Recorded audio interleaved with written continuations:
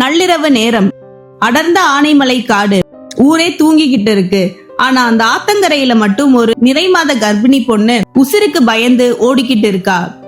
பின்னாலேயே ஒரு பயங்கர அரக்கன் அவளோட வயித்துல இருக்கிற சிசுவை தின்னணுங்கிற வெறியோட துரத்திட்டு வரா.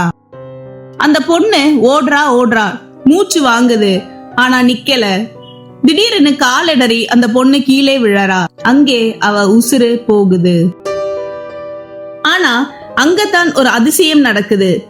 இறந்து கிடந்த அந்த பொண்ணோட உடம்புல இருந்து ஒரு மகா சக்தியா ஆக்ரோஷமா வெளியே வருது. கண்ணு சிவக்க கையில சூலத்தோட எழுந்த அந்த தாய் முன்னாடி நிக்கிற அரக்கனை ஒரே குத்துல கிழிச்சு எறிகிறா. அநீதியை அழிச்ச ஒரு சாமானிய பொண்ணு எப்படி அகிலாண்ட கோடி பிரம்மாண்ட நாயகி மாசாணி அம்மனா மாறுனா? இன்னைக்கு வரைக்கும் படுத்த கோலத்துல அந்த தாய் ஏன் காட்சி தரா?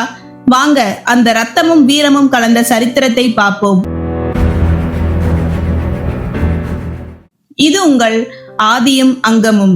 வணக்கம் மக்களே, இன்னைக்கு நம்ம பார்க்க போறது தமிழ்நாட்டோட மிக முக்கியமான காவல் தெய்வம் பொள்ளாச்சி ஆனைமலை மாசாணி அம்மனோட வரலாறு.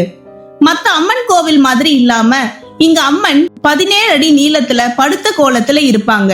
இதுக்கு பின்னாடி 2 கதைகள் சொல்லப்படுது. ஒண்ணு சங்க காலத்துல நன்னன் அப்படிங்கிற மன்னன் செஞ்ச அநீதி, இன்னொன்னு கர்ப்பிணிகளை வேட்டையாடிய அரக்கனை பதம் செஞ்ச கதை. இந்த 2 கதையுமே ஒரே விஷயத்தை தான் சொல்லுது, அதுதான் நீதி. அநியாயமா கொல்லப்பட்ட ஒரு பெண் எப்படி ஊருக்கே நீதி வழங்குற தெய்வமா மாறுனா? முதலில் நம்ம சங்க காலத்து கதைக்கு போவோம். ஆனைமலை பகுதியை நன்னன் அப்படிங்கிற ஒரு குறுநில மன்னன் ஆட்சி செஞ்சுட்டு வரான். அவன் ஒரு மாவீரன், ஆனா ரொம்ப கடுமையானவன். அவனோட ஆழி ஆற்றங்கரையில ஒரு விசேஷமான மாமரம் இருந்தது. அது ஒரு சித்தர் கொடுத்த கனி. அந்த மரத்துல வருஷத்துக்கு ஒரே ஒரு பழம் தான் காய்க்கும். அந்த பழத்தை மன்னன் தவிர வேறு யாரும் தொடக்கூடாதுன்னு கடுமையான சட்டம் இருந்தது. ஒரு நாள் அந்த ஊரை சேர்ந்த ஒரு இளம் பெண் ஆத்துல குளிச்சுக்கிட்டு இருக்கும் பொழுது அந்த மாமரத்துல இருந்து ஒரு மாம்பழம் தானா விழுந்து ஆத்துல மிதந்து வருது. அந்த பொண்ணுக்கு அது யாரோட மாம்பழம்னு தெரியாம பசியில எடுத்து சாப்பிடுறா. விஷயம் தெரிஞ்ச மன்னன் கொதிச்சு போறாரு. என் சட்டத்தை மீறினவளுக்கு மரண தண்டனை தான் என்று அறிவிக்கிறார். ஊர் மக்கள் எல்லாரும் ஒண்ணு சேர்ந்து அந்த பொண்ணோட எடைக்கு எடை தங்கமும் பொண்ணும் தரோன்னு மன்னன் கால்ல விழுந்து கெஞ்சுறாங்க. ஆனா அந்த கல் நெஞ்சக்கார மன்னன் கேட்கல. ஒரு மாம்பழத்துக்காக அந்த அப்பாவி பெண்ணை கொன்னுடுறான். சாகும் போது அந்த பெண் விட்ட சாபம் அந்த மண்ணையே புரட்டி போட்டுச்சு. அவளை எப்படி படுக்க வச்சு கொன்னார்களோ அதே சயன கோலத்துல அவ அங்க தெய்வமா நிலைச்சு நின்னுட்டா. அவதான் மாசாணி அம்மன். இன்னொரு கதை என்னவென்றால், அந்த பகுதியில ஒரு இருள் சக்தி வாழ்ந்ததாக கூறப்படுகிறது.